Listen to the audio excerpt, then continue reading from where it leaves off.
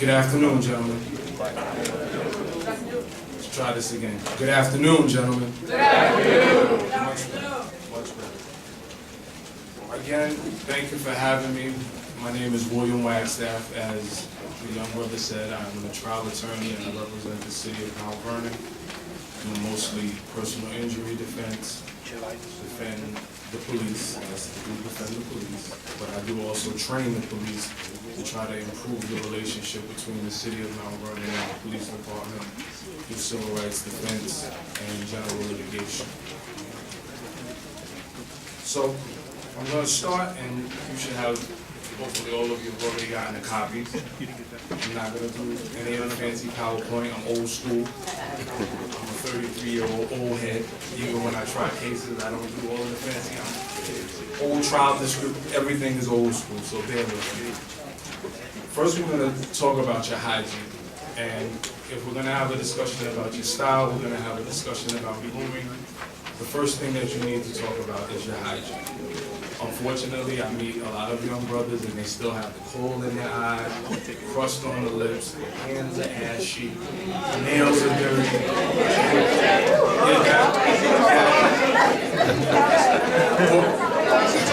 Before we even get to the issue of professional problems, socially that's not going to work.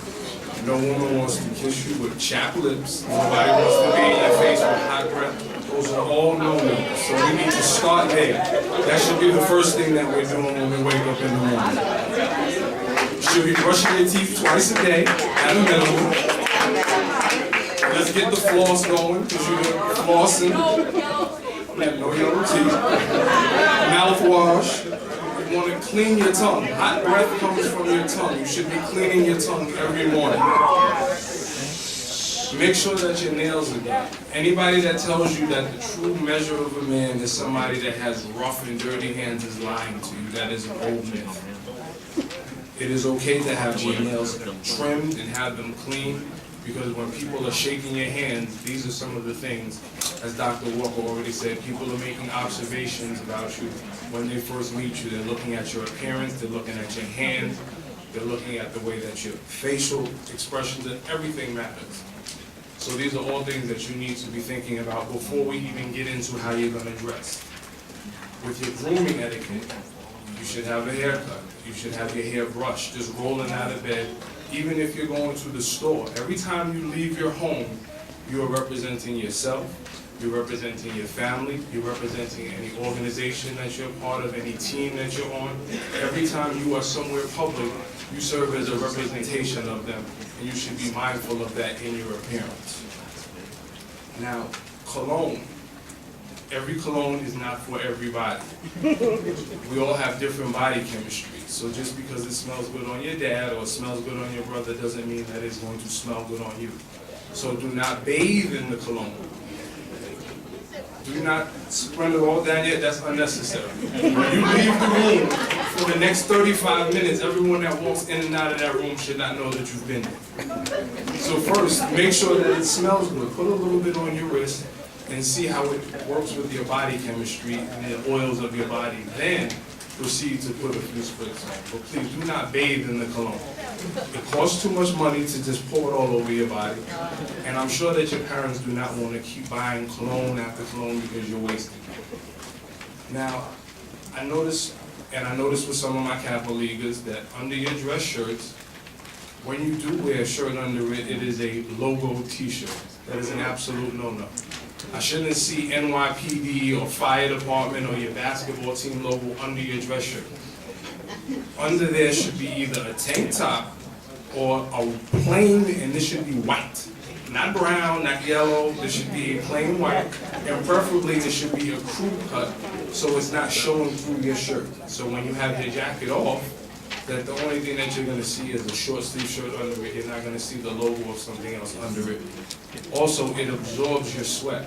So if you have a short sleeve shirt under your dress shirt, it absorbs the sweat and it takes a lot longer before it shows through your dress shirt, before it shows through your blazer, and it's going to increase the lifespan of your dress shirts because you're not burning through them and having the yellow stains that I know some of y'all already have on some of your undershirts. The yellow is not a good thing. ironing your clothes, brothers, please, no matter what you are putting on, whatever attire, you need to iron your clothes. Looking like you slept in your clothing is, again, not a good look. People are making impressions about you, and if you present yourself and you're wrinkled, it appears as if you don't take care of yourself or that you don't care about your appearance. So please, whatever it is that you're wearing, make sure that you're ironing your clothing before you get dressed. Now, when we're talking about dressing, there are a variety of dress codes, and I don't know if all of you are familiar with each of the dress codes, so we're going to go through each of the different dress codes. How many of you gentlemen, does anyone know what it is if you were to be invited someplace and they told you the dress code was black tie? What would that mean to you? Stand up. Stand up. Stand up. Stand up and say it, and your answer was wrong, but stand up, say your name. I didn't give you the answer. Tyler? Okay, what's the answer?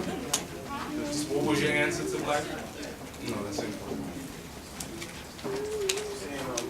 Take person as your pants, like matching suit pants, and same color tie,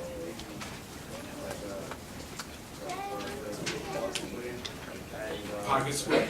then solid color. No. Anybody else?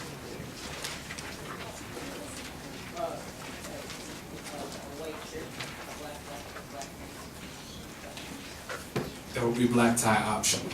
Close. Anyone else know what black tie is?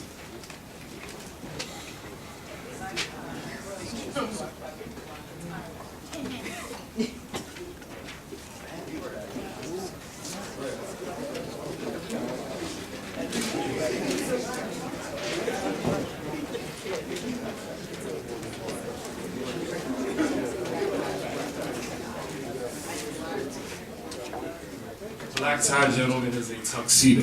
If it says that black tie is the attire, then you should have on a tuxedo. It's gonna have line down the pants. It's gonna be a little glossy. You're going to wear Different shoes than you would wear with your regular suit. They're going to be tuxedo shoes. The tuxedo shirt is going to be different than your regular dress shirt, and you are going to wear a bow tie. So if you were to be invited to an event, sometimes it would be weddings, if you're told that the attire is black tie, that means you should have on a tuxedo. If it's black tie optional, as the gentleman said, then it would be a dark suit, preferably all black, a white shirt, a black tie, and black shoes. That would be black tie optional, where you can either wear a tuxedo or you can wear all black or a dark color. That is what it means if you are invited someplace. You do not want to be invited someplace where it says dress code black tie and you show up in a blue suit, because then it's going to show that you are not aware, and again, people are going to make people are going to make judgments about you based on your inability to follow the dress code. Now, how many of you know what business formal is?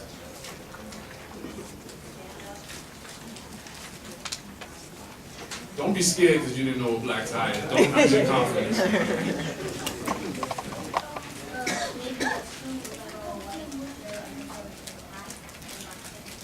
Business formal is just a traditional business suit.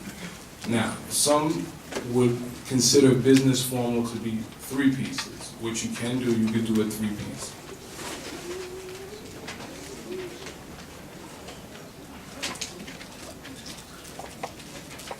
And it would be the vest,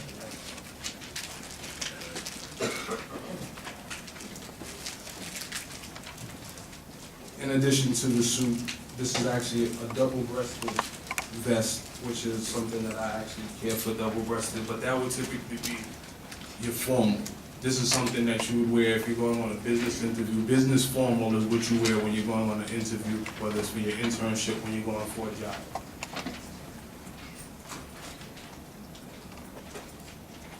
Now, dealing with business professional, you are typically going to stay in the family of navy blue, dark gray, the gray family. Those are the typical colors. Have any of you observed the color suit that the president is typically wearing? or anybody in government or anybody in Congress what color suit they are typically wearing? You saw the backlash because they have a problem if the black man decides to deviate, but that's something different. So, you saw him with a beige suit on, and yes, he did wear beige. And normally a beige suit would be something that you'd wear in the summertime. And unfortunately, they attacked the president saying that he broke from traditional protocol. Normally, in a business setting, you would see someone in a navy suit. If you only have your money, which most of you don't have any because you do not work, and your parents are buying suits for you, you should have a navy blue and a gray, one or the other, if you can only afford one or two. When you start working, then you can start doing other things, but what you should have in your wardrobe for business attire is a navy blue suit. Do you have a question?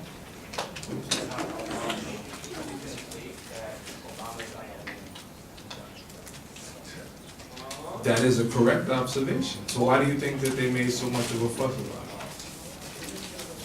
We can't hear you. Stand here. Stand down. Okay. If you had to use your analytical judgment, why do you think that they made up? It's unfortunate but true, my brother. What was the answer?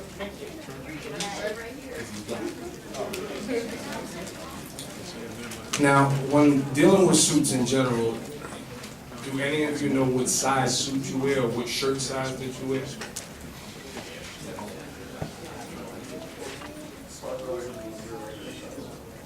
Say it one more time, I'm sorry, brother. Okay. Do you know that there is a numerical value that you should have associated with your size? You're 40 long, and how did you make that determination?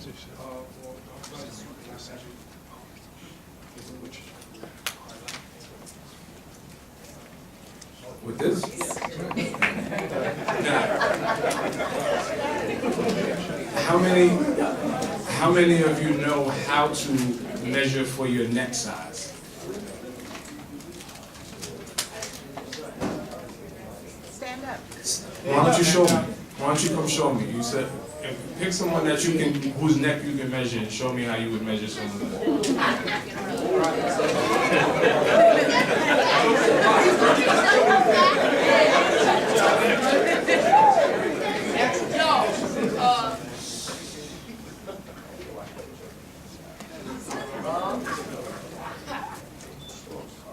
want to bring it closer to the inside of his neck. You can do one of two things. You can either do the exact size of his neck and then do a half an inch, or you can leave space for a finger to go inside, and that will be the measurement that you would do for the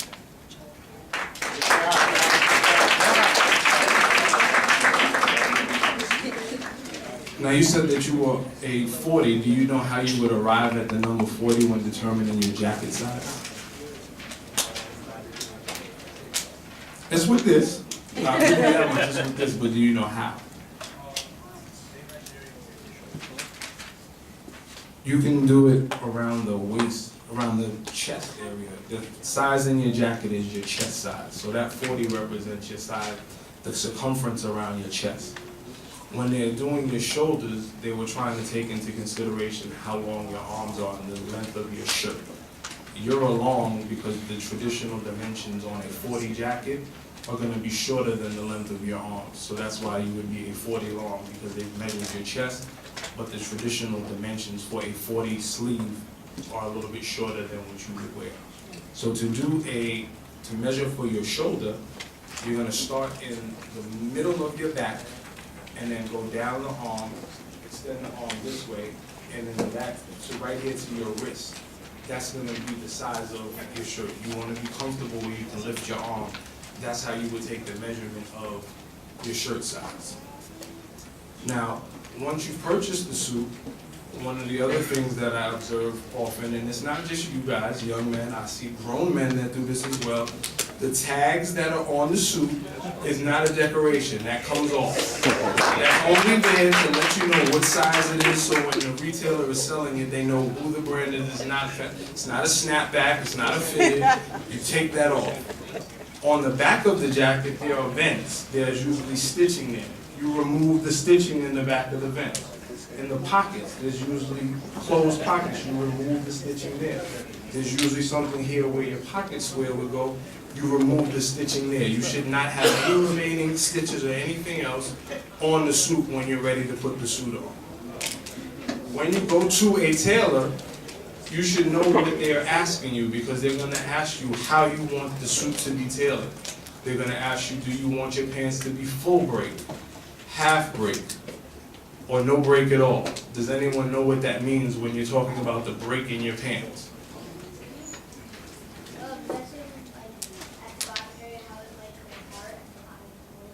That's correct. So a full break would mean that there is a large indentation at the bottom where you would have more space at the bottom of the pants. Then the indentation would be smaller with the half break, and if you have no break, it would be like a straight leg pair of jeans, but it would be your dress pants. So they will have pictures there so you can see what suits your personal style, what you like. They're also going to ask you how you want your cuffs. How far do you want your cuffs to be on your shirt? Do you want them to be traditional length? You want them ultra conservative? And that's deciding how much of the shirt is going to show under your blazer. Now you can have your shirt all the way on top of it. You can have it an inch. You can have a full inch. Those are things that all come into your own personal style and preference. But these are things you should know, so when the tailor asks you, how do you want your cuffs? Do you want a full break? You don't just give them a starry look like, what are you talking about? It's better to be well-versed in this so you know what you're talking about, you know what you can ask for, and you can make decisions once you are in the store on what it is that you would like. Now, semi-formal would be something else that you may receive. Some of you are teenagers. I'm sure that you are starting to get invites to Sweet 16s. On the invitation, and a lot of times it will say the dress code is semi-formal. Do any of you know what semi-formal is?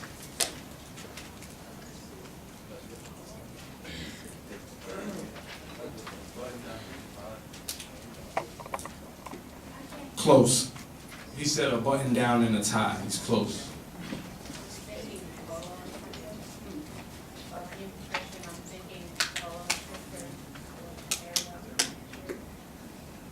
Not quite. Go ahead, young man. No, that's black tie. That was two classes ago. Go ahead.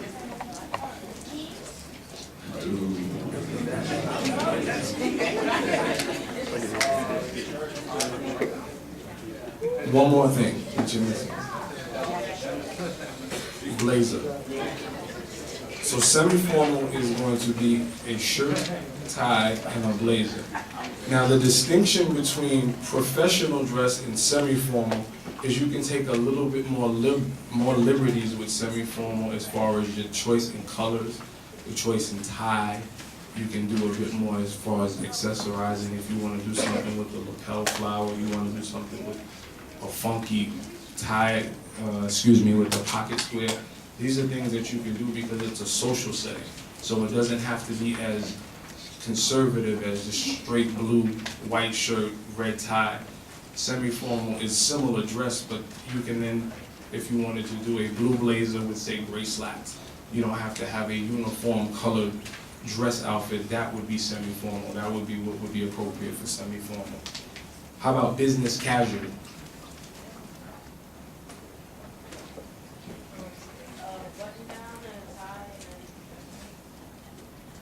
Not quite. It's really anything that you're comfortable in, but looks like it doesn't look like you're wearing like a t-shirt or whatever. You could be wearing a button down. You don't really need a tie and dress pants. You don't need a tie, but you do use a blazer. And usually business casual is something that corporate offices will have as attire for Friday afternoon or Friday attire, where you don't have to wear a full suit and tie. You can wear a blazer.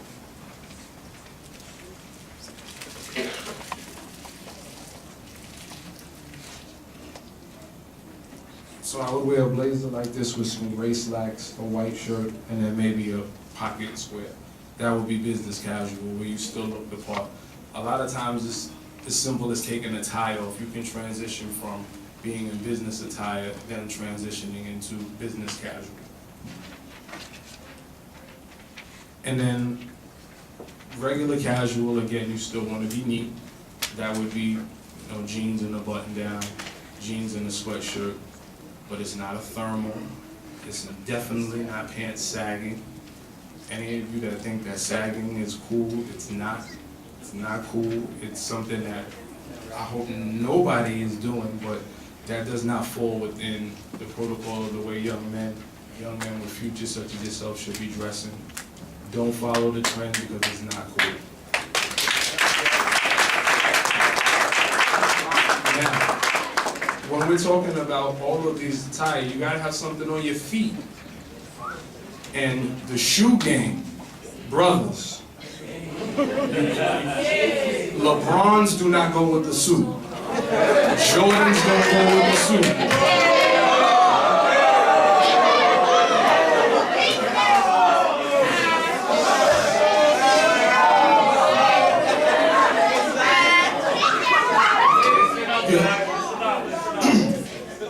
Your suit, you should have, depending on the color of suit, you should traditionally have dark brown or black shoes, and you should have leather shoes that take a shine. If you are in the summertime or if you are business casual on occasion, you can do suede shoes, but they should also still be darker colored shoes. Now, making sure that your shoes keep a shine is important because you don't want to look like you just came from running a full. You want your shoes to look presentable the same way that you want your suit to be presentable. The socks, and I know there's at least 5 offenders in here and I haven't seen it. The white socks, the gym socks with the shoes, never again. Please let this be the last time in your life that you wear white gym shoes or gym shoes with the suit. They do not go together. They do not go together.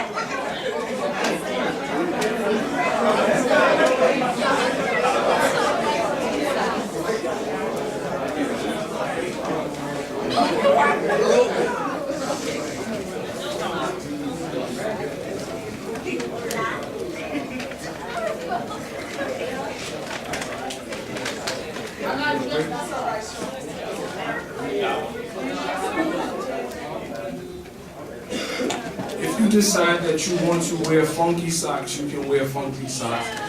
And not funky as in smell, funky as in fashionable. Make sure that they match what you're wearing. Make sure that they match the tie. Make sure that they match your pocket square. You can't just have neon green and purple socks and then have on an orange shirt. Please. You have to coordinate. And it doesn't have to be matching, but it needs to go together. The athletic socks, please, brothers, do not do that. Your belt should match your shoes. You should not have on a black belt with brown shoes. Your belt and your shoes should match. And then one of the things that as men you're going to be judged on, people are going to look at your watch. And your watch, if it is a leather band watch, should also match your belt. I have different watches depending on the belt that I'm wearing, depending on what I'm wearing. If you have a bulky watch, there's certain watches that are not appropriate for dress attire. If you were going on an interview, or if you were going in the office, you should not have on a watch that has diamonds on it.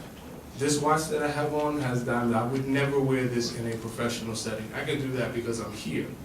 But if I'm in a professional setting, I'm going to wear a reserved watch. Even if it's a metal watch, it's going to be a watch that has nothing on the face. All of these things, when you shake someone's hand, most of the time, they are going to look at your shoes, and they're going to look at your watch.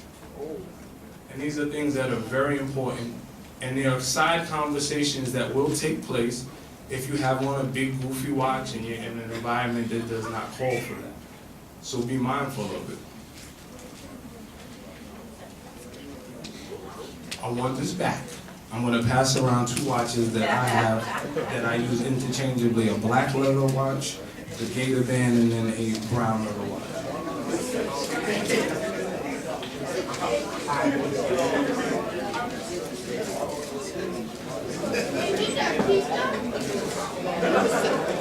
Definitely didn't say keep it. Just pass it around. It's not for you to keep.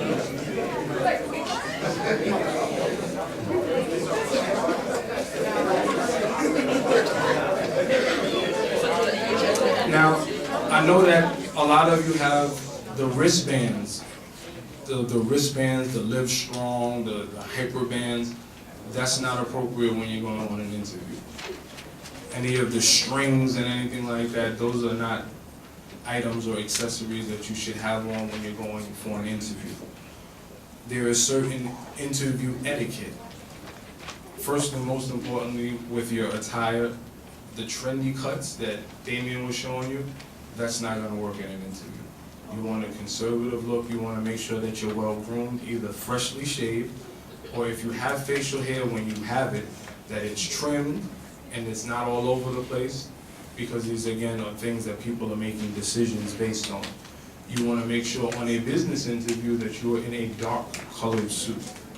You do not go to an interview with a blazer like I'm wearing. I would not go to an interview like that. You want to have solid blue, solid gray. You don't want to do anything where the attention is on what you're wearing, how you smell. The attention should be on your resume. Your attention should be on what you bring to the table for the potential employer. Make sure that when you walk in, you're already entering the room with knowledge of the organization that you are interviewing for. If you can get information on the person that is interviewing you, you want to have that information as well. And none of these soft handshakes. When you meet someone, you look them in the eye and you shake their hand and you say your full name. And when they introduce themselves to you, you repeat their name back to them. And if that person introduced you, hi, I'm Charles Smith. Hi, I'm John Smith. Nice to meet you, Charles Smith. So it makes it easier for you to remember that person's name and know something about that person. People across the world all like to talk about themselves. So the more information you have about them, the more information you have about their company, in addition to the way that you dress, is something that is going to get you a lot further when applying for a position. And to go back to hygiene, is something that I wanted to touch on before, was the difference between deodorant and antiperspirant. Antiperspirant is what prevents you or helps to prevent you from sweating. So that's something that you would wear when you're going to work, when you're going out. Deodorant is something that you are going to put on that tries to mask the scent if you're going to play sports. It makes no sense to wear antiperspirant if you're going to play basketball. You're going to sweat anyway. The deodorant is to try to cover up some of the musk that you're naturally going to emit after playing basketball. With your gym attire, I know I was an offender of it when I was younger. You do not need to look homeless just because you're going to the gym. You can still make sure that you match. You can still have clothing that still looks presentable. Because in the gym, as you get older, you're going to find that you will bump into people that are your professional acquaintances. And again, they're going to be making assessments, making judgments about you based on your appearance. This is always going to be something that matters. Now, how many of you can play golf or play tennis? Every hand in this room should be up within the next 24 months. The games of professional people are golf and tennis. When you get of age, you're not going to say, let's go run a full. That's not what they do in the business world. So you need to be comfortable with these games. You don't have to be the best, but you need to be in a position where if someone invites you to come to their country club, to come play golf with them, to a charity event, most of the charity events where business is done is around golf, around tennis. Some play racquetball, squash, and other games. But if you know how to play golf and you know how to play tennis, you'll be at least in a position where if someone invites you, you're in a position that you can partake and you don't have to sit on the side. I'm sorry? Now, with ties, how many of you know how to, or who can properly tie a regular tie? Are you comfortable standing up here and showing everyone else?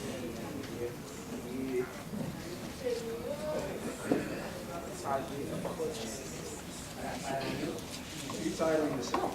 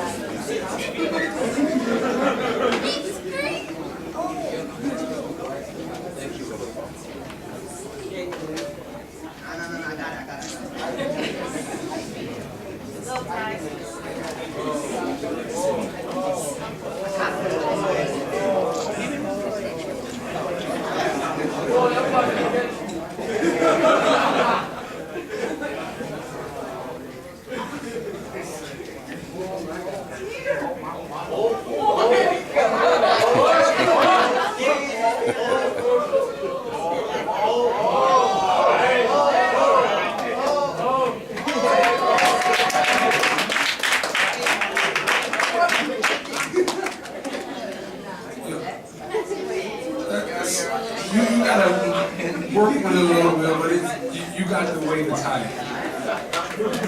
I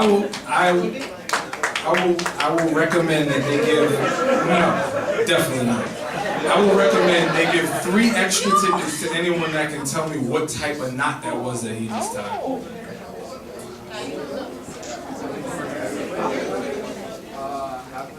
Correct.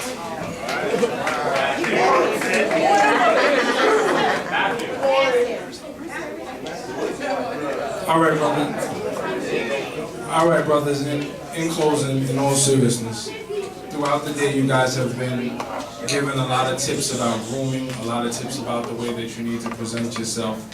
And I'm going to close with saying this: your appearance, the way you dress, all of this matters, but it doesn't matter.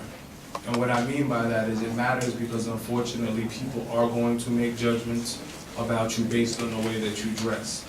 But each one of you should leave here and always be mindful of who you are as a man is not defined by the clothing that you wear or any of the material things that you have.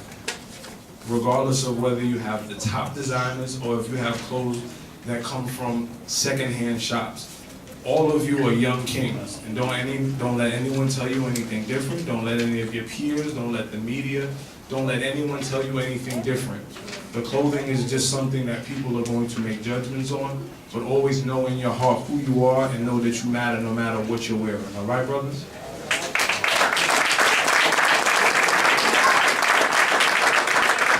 Have a warm round of applause for Mr. Wagstaff. That was a lot of good tidbits in